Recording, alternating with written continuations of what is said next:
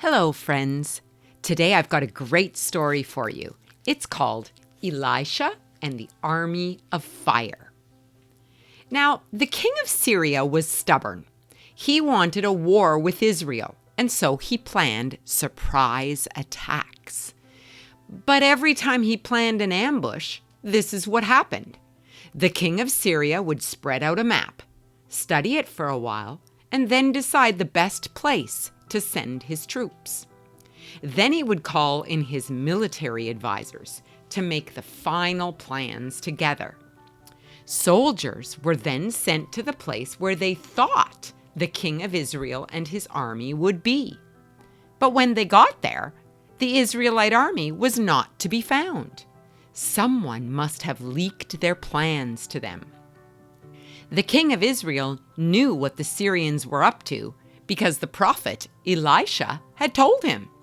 "Don't go to such and such a place," Elisha would say, "because the Syrians are planning an ambush there."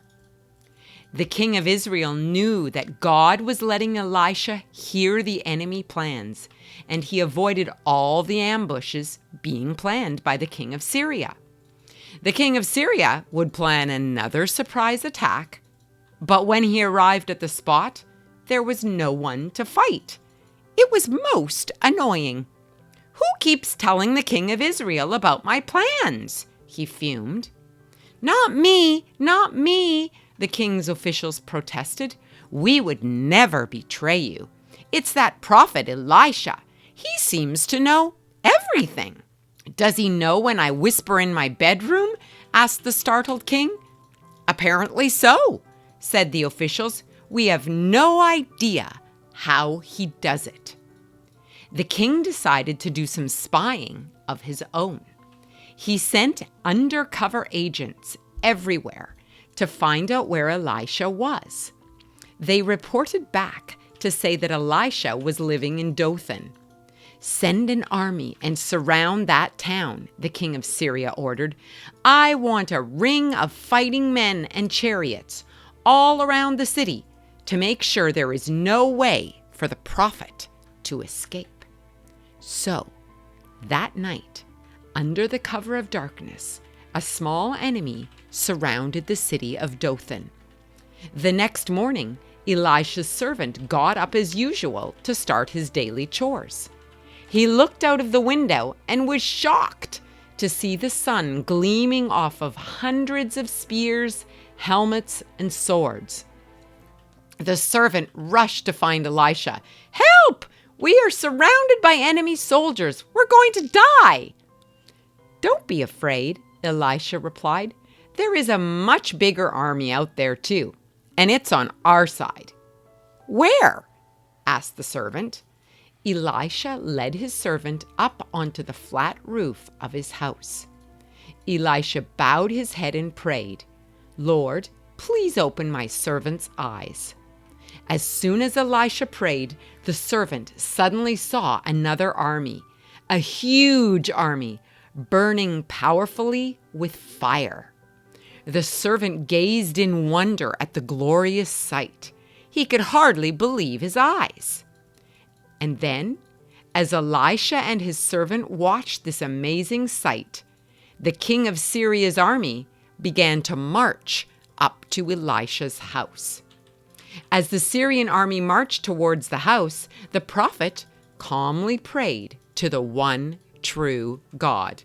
"Lord, make these Syrian soldiers lose their sight." Suddenly, the whole Syrian army became blind. They fumbled around, bumping and banging into each other. They tripped and stumbled and dropped their weapons. "Where's the prophet's house?" they asked. "Where did Elisha go?" This way," Elisha shouted. "I know who you are looking for, and I will lead you to him." He walked down the road towards the city of Samaria, with the Syrian army stumbling along behind him.